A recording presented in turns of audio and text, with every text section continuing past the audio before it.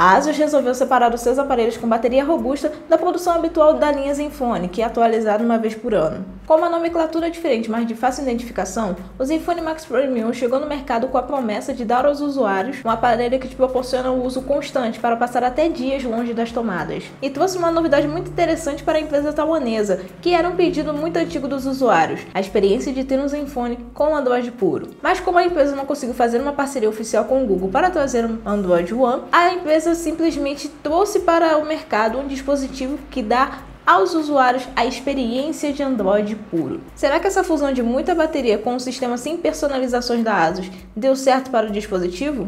É o que você vai saber na análise de hoje. O corpo do aparelho é todo em metal na parte traseira e plástico nas laterais, tornando a captação de sinal das suas antenas mais eficaz. Por não ser um aparelho tão largo, usá-lo mesmo que seja com uma mão não se torna algo incômodo, mesmo para mulheres que normalmente possuem mãos menores e precisam de uma certa versatilidade no uso por executarem diversas tarefas ao mesmo tempo e que checam as redes sociais. Algo muito interessante sobre esse celular é o fato dele ser visivelmente muito parecido com o Zenfone 3.1, dando ao usuário uma ilusão de estar utilizando aquele aparelho que foi lançado há mais de um ano. Talvez o dispositivo até tenha passado pelo processo de reciclagem da ASUS nesse sentido, haja vista que eles têm o mesmo material, mas isso não desmerece a qualidade geral do produto. Algo que me incomodava no Z3.1 e volta a me deixar nervosa no M1 é o fato do corpo dele escorregar demais, dando pouca firmeza no uso sem capinha, algo que se torna adicional essencial nesse smartphone, a não ser que você queira se arriscar sem medo de vê-lo escorregar literalmente em qualquer superfície que você o coloque. Com tela Full HD Plus de 6 polegadas, o Max Pro M1 entrega uma qualidade de imagem média para sua categoria, sendo preciso um pouco de esforço por parte do usuário para não reclamar da falta de saturação em algumas imagens, algo que seria solúvel se pudesse configurar esse tipo de informação na interface do smartphone, algo que falaremos mais sobre a seguir. Na parte de baixo podemos encontrar a saída de som, de fone de ouvido e para carregamento, que é no padrão micro USB, algo que me desagradou bastante. Uma opção interessante aplicada pela ASUS foi em relação à gaveta de chips,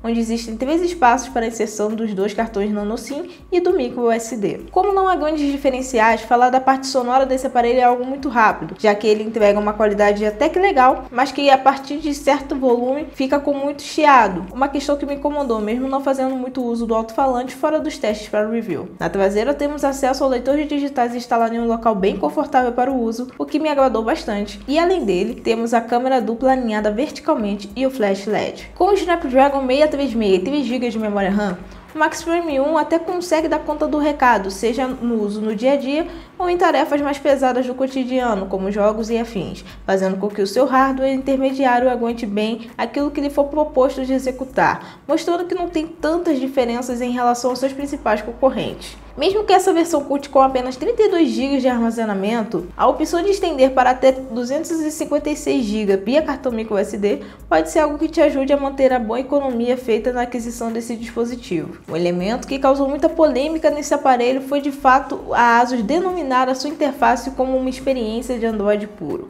onde a empresa abriu mão da ZenUI para aplicar algo semelhante ao que o Google utiliza nos seus aparelhos Pixel ou outros dispositivos que possuem adaptações como o Android One e o Android Go. Entretanto, mesmo com a experiência semelhante inicialmente, a diferença mais visível fica no app de câmera. A maioria das empresas que usam o sistema puro do Google aplicam o software de câmera das fabricantes na carcaça, dando aos usuários os elementos característicos de cada empresa. Talvez esse tenha sido o erro da ASUS, ao enfiar um visual que eles dizem ser a versão totalmente crua e desenvolvida pela gigante das pesquisas, mas que poderia ter dado uma nova roupagem ao M1, com a inserção do seu famoso modo manual para filmagens, algo que daria até mais versatilidade de uso ao dispositivo e evitaria a utilização de apps de terceiros. Apesar de não sabermos com total certeza até que ponto algumas ferramentas da ASUS são realmente uma necessidade para os usuários de modo geral, para mim, não ter de forma nativa o gerenciador de arquivos, uma galeria e um otimizador de desempenho para jogos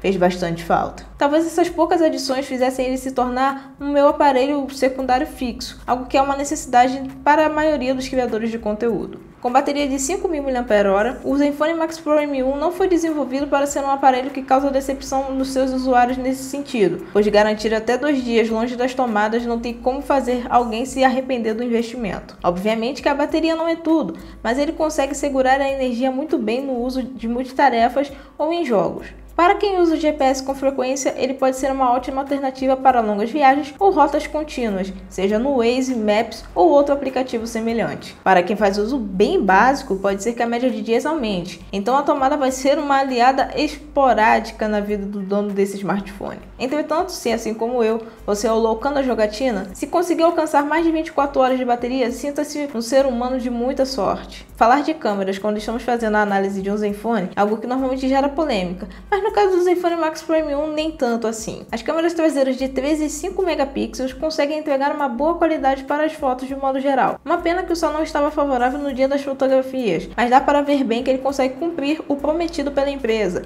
e tem um upgrade ainda maior no equilíbrio das cores quando o usuário realiza a ativação do HDR. Sério, galera, se vocês puderem, utilizem o HDR principalmente para fotos de ambiente, porque faz muita diferença. A câmera frontal não me agradou muito por errar alguns momentos na exposição, fazendo a foto ficar extremamente estourada em algumas tentativas, mesmo contando com 8 megapixels. Em filmagens ele me agradou bastante, pois conseguiu ter uma boa estabilização de imagens e um foco rápido para sua categoria, mas, mesmo tendo resolução 4K, não indico para quem deseja gravar vídeos mais profissionais para o YouTube, pois o modo manual faz muita falta para esse tipo de trabalho. O Zenfone Max Prime 1 é um aparelho que possui bastante equilíbrio para usuários que buscam um aparelho com um bom custo-benefício e que te proporcione bastante carga. Uma vantagem para quem não é muito fã da ZenY é o fato dele vir com essa experiência de Android puro, onde você não precisa abrir mão de utilizar um smartphone da ASUS, mas também não precisa se render à interface que muitas vezes é vista como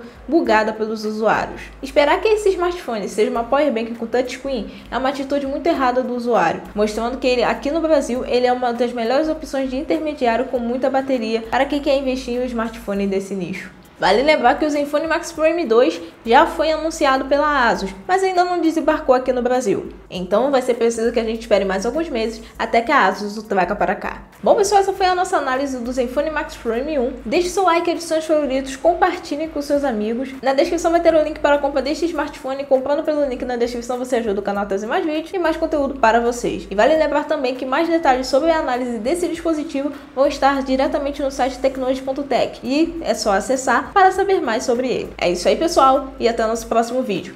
Tchau! Glória a Deus! Glória a Deus!